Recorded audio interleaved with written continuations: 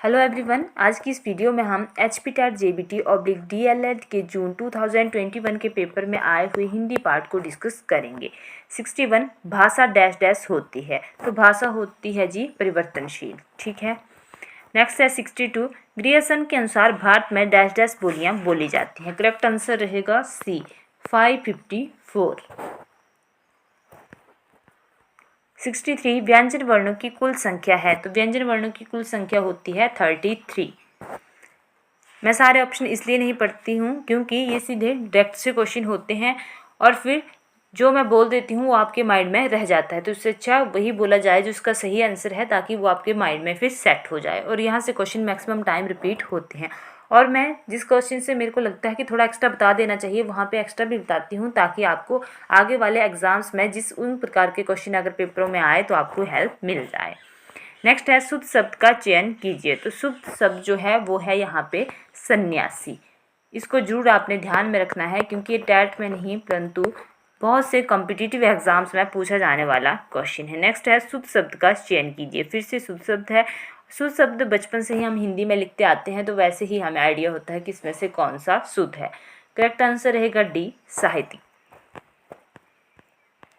गृह बसाकर रहने वाले को क्या कहा जाता है, तो जो इंसान घर गृहस्थी में पड़ जाता है उसे जो है वो गृहस्थ कहा जाता है। ऑप्शन ए सही रहेगा।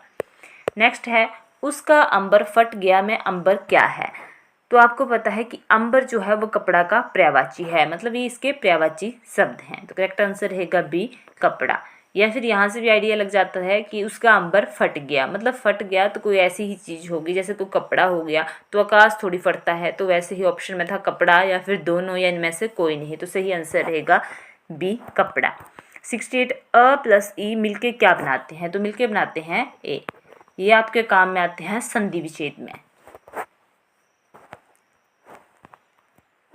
वहाँ पे ये वाले क्वेश्चनों से जो है बहुत से संधि विच्छेद किए जाते हैं या फिर जोड़े जाते हैं, तो वहाँ पे आपके ये काम आता है। वहाँ से ये पूछा गया क्वेश्चन था। 69 कभी का संधि विच्छेद क्या होगा, तो कभी का संधि विच्छेद होता है कब प्लस ही। जब टॉपिक वाइज आपको ये क्वेश्चन करवाए जाएंगे तो आपको अच्छे से पता लग जाएगा कि कैसे ये बनते हैं।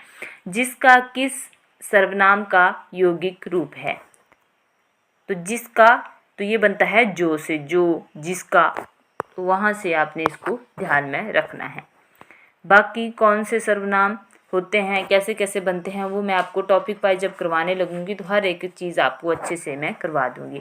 71 सुंदर विशेषण का रूप स्त्रीलिंग में होगा, सही आंसर रहेगा सुंदर, ऑप्शन सी।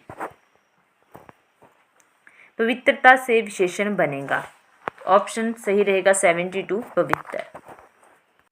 नेक्स्ट रहेगा भविष्यत काल से किस समय का बोध होता है, सीधा ही आसान क्वेश्चन है। भविष्यत मतलब आने वाला समय, चल रहा समय वर्तमान, बीता हुआ समय भूतकाल। नेक्स्ट है 74 इंदिरा जी एक बार पटना आई थी में जी कौन सा निपात है,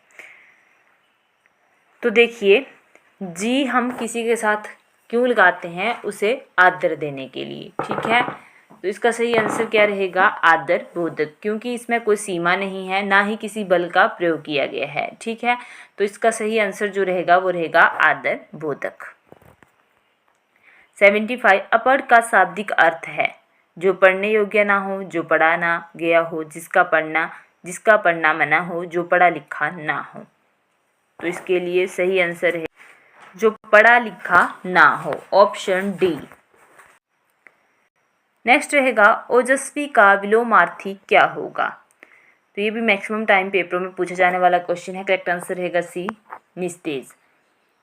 आपने जितने भी आपके पुराने पेपर हुए हैं, जितने मैंने 2020 से डाल दिए हैं या इससे पहले वाले हैं, वो सारे पढ़ लेना, क्योंकि वहाँ से मैक्सिमम क्वेश्चन जो है रिपीट पुराने पेपरों से ही हो जाते हैं। और ओजस्वी वाला क्वेश्चन जो है वो बहुत से कॉम्पिटिटिव एग्जाम्स में पूछे जाने वाला क्वेश्चन है।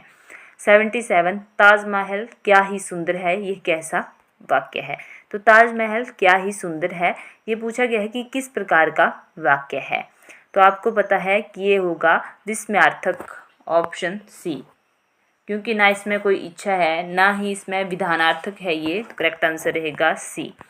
नेक्स्ट है न तीन मैं न तेहरा मैं।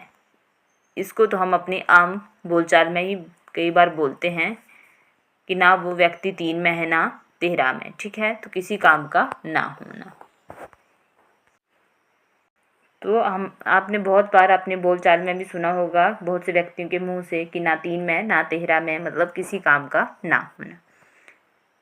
ऐसा नहीं है, एग्जैक्ट मीनिंग भी डालते हैं कई बार, जो है वो घुमा फिरा के उस मुहावरे का अर्थ जो है वो डाला होता है ताकि आप उसकी जड़ तक पहुंच सको कि इससे मिलता जुलता कौन सा रहेगा। 79 काट का उल्लू।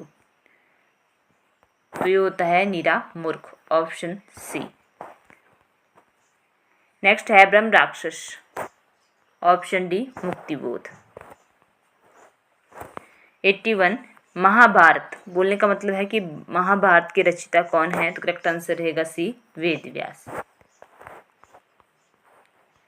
82 शब्द और अर्थ द्वारा वाक्य की शोभा को द्विगुणित करने वाले साधन को क्या कहते हैं, तो साधन को कहा जाता है अलंकार। हिंदू रीति के अनुसार हमारे कुल कितने संस्कार हैं, तो हमारे होते हैं टोटल 16 संस्कार, ऑप्शन सी। इस वाले पेपर में डायरेक्ट क्वेश्चन बहुत से थे। नेक्स्ट है रीति काल में वीर रस के कवि हैं, ऑप्शन ए भूषण। नेक्स्ट है निम्न में से कौन सी पुस्तक महादेवी वर्मा द्वारा लिखित नहीं है, तो सही आंसर रहेगा ए उर्वशी। बाकी स्मृति की रेखाएं, यामा, पथ के साथी, तो ये तीनों की तीनों जो हैं वो महादेवी वर्मा की पुस्तकें हैं। इसमें पूछा गया था कि निम्न में से कौन सी पुस्तक महादेवी वर्मा द्वारा लिखित नहीं है, इसका मतलब ये तीनों इनके द्वारा लिखित हैं और जो एक बच जाती है इनके द्वारा लिखित नहीं है। 86 हिंदी वर्णमाला में कुल कितने व्यंजन वर्ण हैं, दोबारा क्वेश्चन आ गया इसी पेपर में, ऑप्शन डी 33।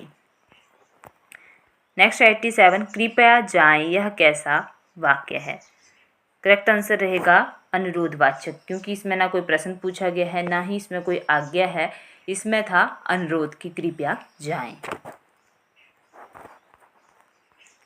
नेक्स्ट है सरस्वती पत्रिका का संपादन किसने किया, तो ये जो सरस्वती पत्रिका है इसका संपादन किया है महावीर प्रसाद द्विवेदी द्वारा, ऑप्शन बी। 89 खड़ी बोली का प्रथम महाकाव्य है, तो खड़ी बोली का प्रथम महाकाव्य था प्रिया प्रवास, ऑप्शन बी। विश्वामित्र की तपस्या किसने भंग की थी, तो ये करी थी मेनका ने।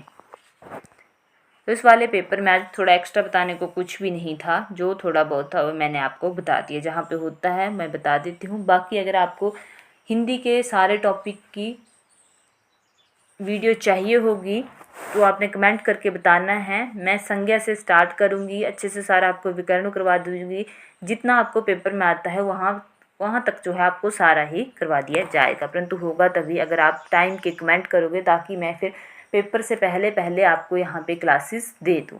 वीडियो अच्छी लगे तो वीडियो को लाइक करना, शेयर करना, चैनल को सब्सक्राइब करना ना भूलना। Thank you.